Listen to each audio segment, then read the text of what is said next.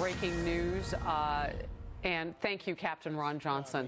This is Congressman Chris Collins of New York. What we were watching that news conference following an indictment of insider trading charges from earlier today. The congressman now, let's watch together. And that I have lived it.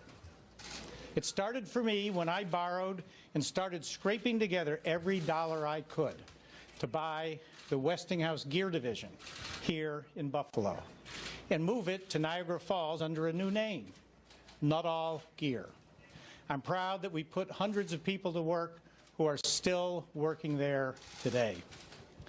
After selling Nuttall Gear in 1997, I ran for Congress in 1998 up in the Niagara Falls area, knowing that my business experience would benefit the citizens of New York and offer a new perspective in Congress.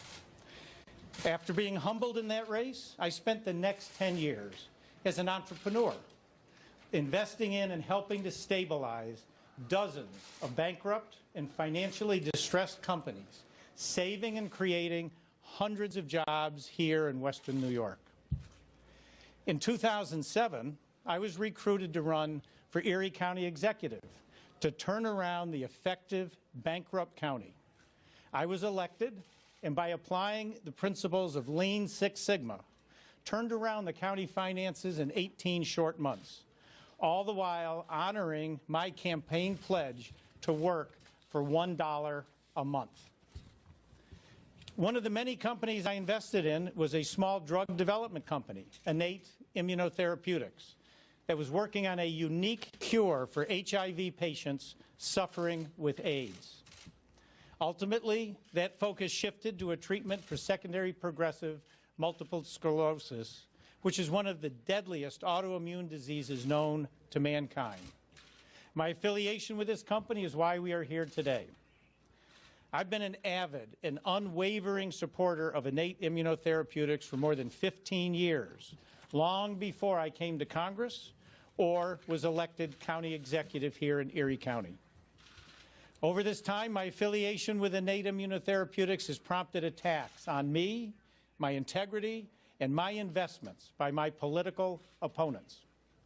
I believed in the company and still do, and in the potential of a drug that had the real possibility of improving the treatment options for secondary progressive multiple sclerosis patients, which is about the most debilitating disease known to mankind, and something that I saw firsthand affect a close family member.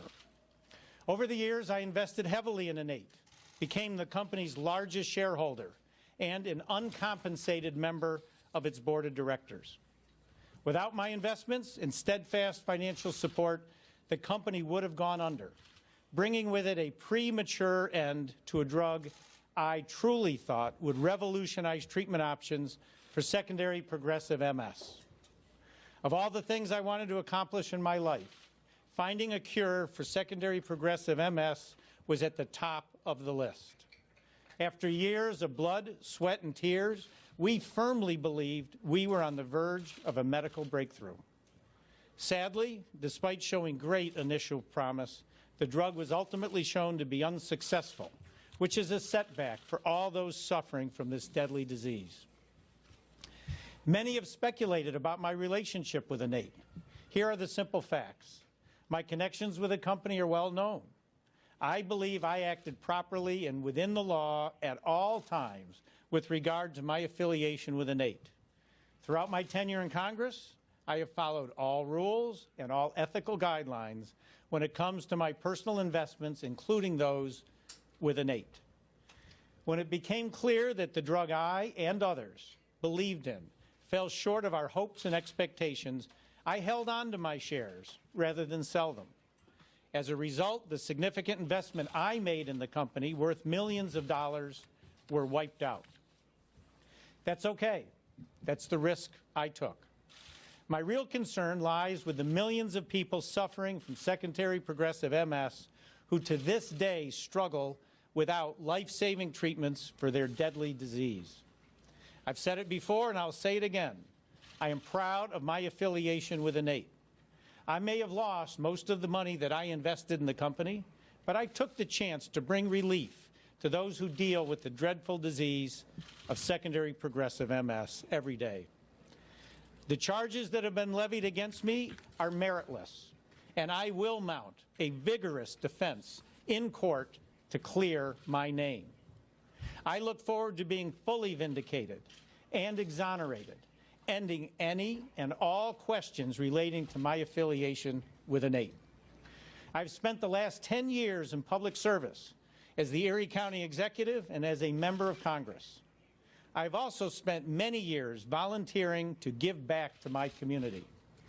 Whether it was a member of the Federal Reserve Bank Small Business Advisory Council, member of the Board of Trustees of Kenmore Mercy Hospital, or as a longtime mentor to small.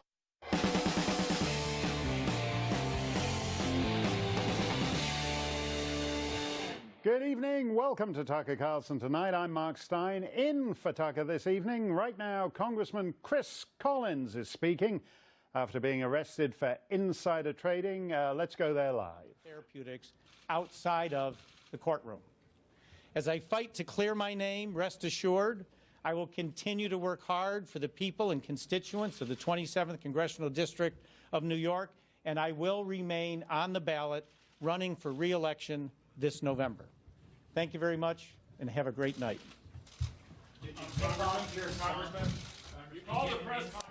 That's Chris Collins speaking after being arrested for insider trading. In other legal news, President